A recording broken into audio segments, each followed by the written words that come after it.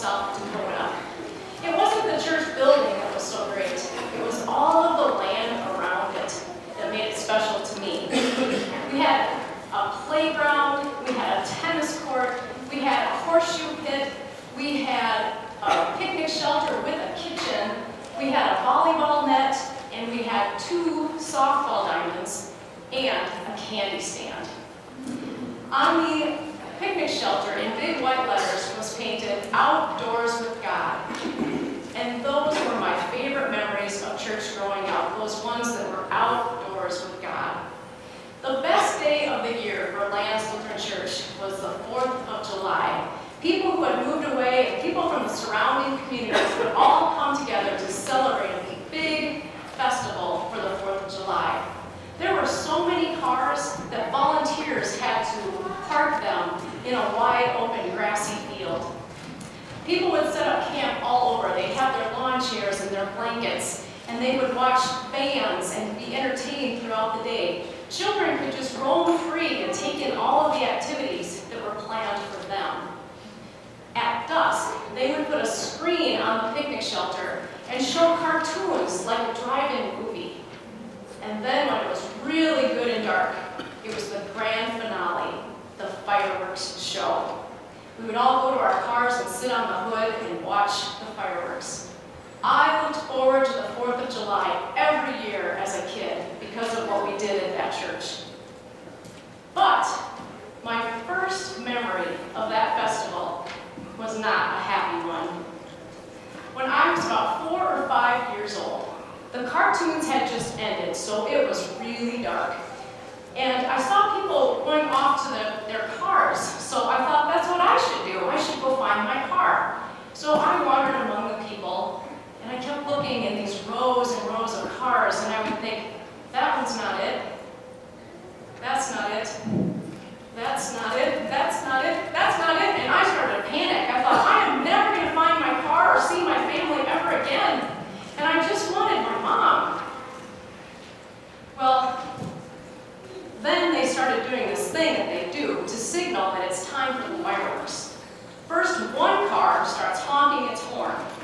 Then all of the cars start honking their horns. I was terrified. I stood with my hands over my ears, and I looked as it seemed like these cars came to life, and they were yelling at me and taunting me in my lost and fearful state. Then a grown-up saw me, and he said, "You're Ann Wastell's little girl, aren't you?" Well, I didn't know how to respond. I knew my mom's name was Ann, but I wasn't so sure about that other part. But he seemed really convinced, so I took him by the hand. I held on tightly as he led me safely through the dark rows of noisy cars straight to my mom, who hadn't been that far away after all.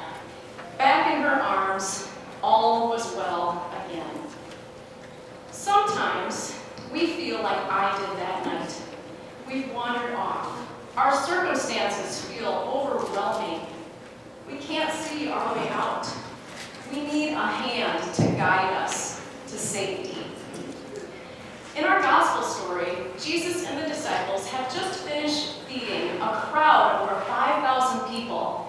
Jesus multiplied just 2 fish and 5 loaves of bread to be enough to feed all of them. And now it was time for Jesus to be alone and to pray to his Father. So he sent the disciples on ahead in a boat on the Sea of Galilee. When they had gotten 3 miles off the shore, a storm whipped up, and the wind and the waves were tossing them about. It was the darkest part of the night, somewhere between 3 a.m. and 6 a.m. They were straining and struggling at the oars and not making much progress. Miraculously, Jesus, even though he was 3 miles away, was able to see them in their distress. And then, because he's the Son of God, he was able to walk out to them on top of the water in the midst of wind and waves and not sink to the bottom. When he got to their boat, he was walking by and they saw him, but they were afraid. They didn't recognize him. They thought it was a ghost. So Jesus quickly calmed them down and said, "Take heart, it's me, I'm here, don't be afraid." And then he got in the boat, and immediately the waves and the wind calmed down. Even though these men had seen Jesus take a small amount of food and turn it into enough for a crowd, they had seen him heal diseases, cast out demons, and even bring somebody back from the dead. It was now that they were utterly amazed. Quite possibly, this is the first time that they realized, that it sunk in that he was the Son of God. We can learn some things about Jesus and about ourselves in this story. The first thing is, because God loves us, he sees us. Even when we can't seem to see God, God sees us. We are not ignored, forgotten, or unimportant to God. We are valuable to him, and he watches over us. The second thing is, because God loves us, he knows our situation intimately well. Whatever the storm is in your life, whether it's broken relationships, sickness, grief, addiction, financial strain, or whatever it is that makes you feel tossed about and like your life is out of your control, God knows it, and he has it under his control. And God knows things that we don't. Like, he knows when your storm is going to pass. He knows how you are growing and changing in your struggle and getting more endurance. He knows who he's going to send to help you get through your storm, and who you will now be able to help because you have gone through your difficulties. When my son Kyle was young and out for sports, he never wanted to work out except for the practices with his friends. So his dad and I could, as adults, could look ahead and see he's going to need to get into the gym and start doing some kind of workout to get stronger if he's going to succeed in the sport that he wants to, the way he wants to. But he would always refuse. So one time, I just signed him right up for a workout program at the YMCA. And when I told him about that, he famously said, "What? You can't do that! This is America! I have rights!"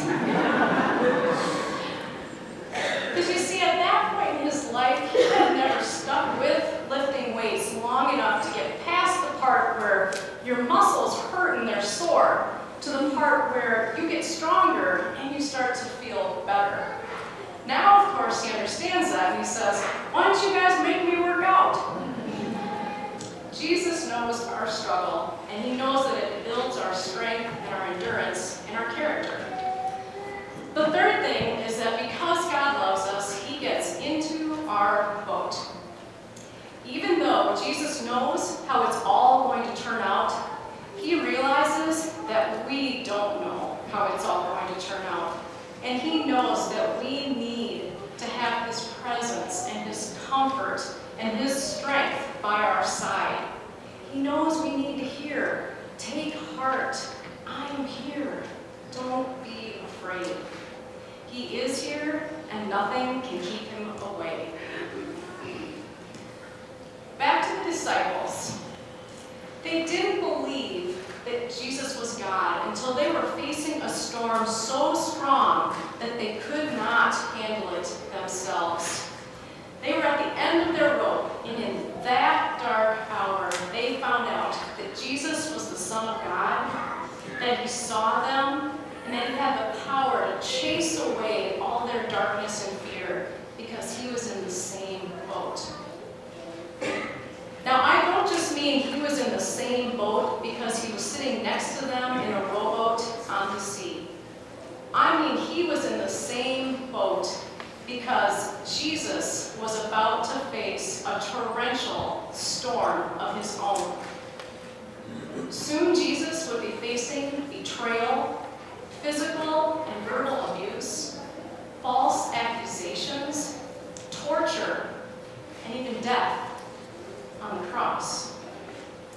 As scary as it sounds for a child to be separated from her mom, alone in the dark, terrified and overcome by a sea of loud metal monsters, when the Son of God faced separation from his Father, it was a far greater storm to endure.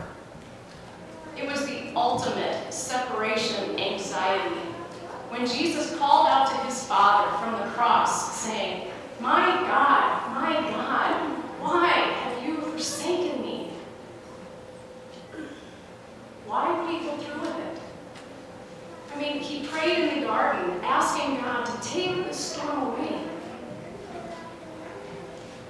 It's because he realized that you and I were at the end of our rope.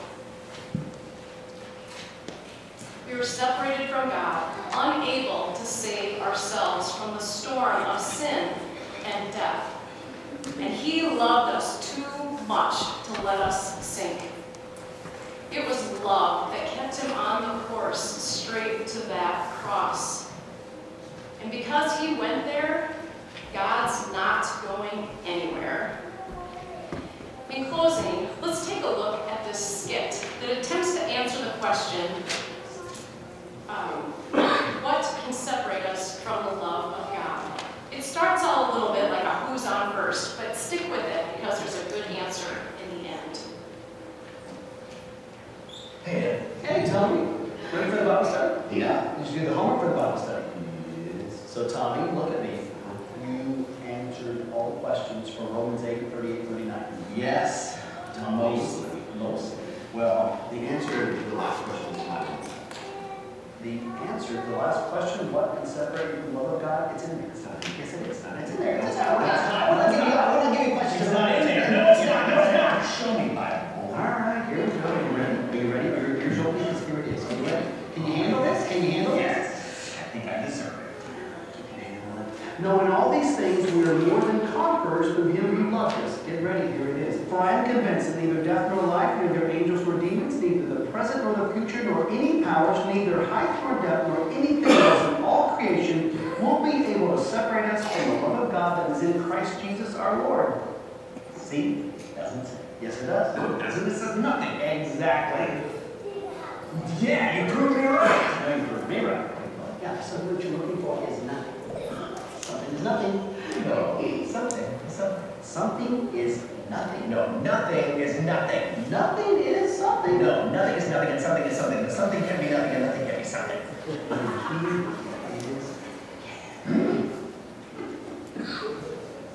So you just want me to go in there and say nothing? Yes. Be like nothing. Exactly. And the specific nothing is neither and nor. Oh, fantastic. Neither nor. Nothing. Nothing, neither nor. Nothing nor, neither, nothing, neither, nothing nor. So I'll just go there and not say anything. No, I want you to say something. What is that something? What? Nothing. Yes. Nothing. Yes. Nothing. Nothing. Nothing. Yes. Nothing. Nothing. Nothing. Nothing.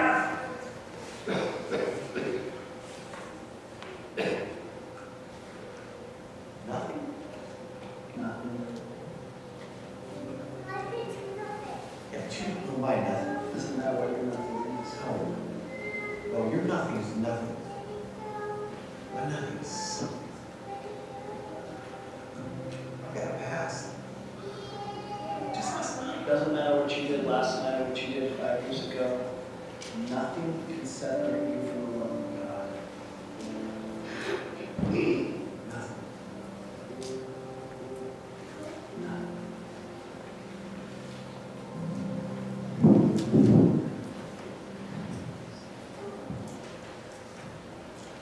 People of God, maybe it's time to stop struggling and straining at the oars alone, to look up and trust your life to the God who loves you and saves you. Or maybe you're already doing that. Then it's your turn to be like the man who held my hand all the way to my mom and tell someone who's struggling, don't be afraid. Jesus is here, and so am I. Thanks be to God.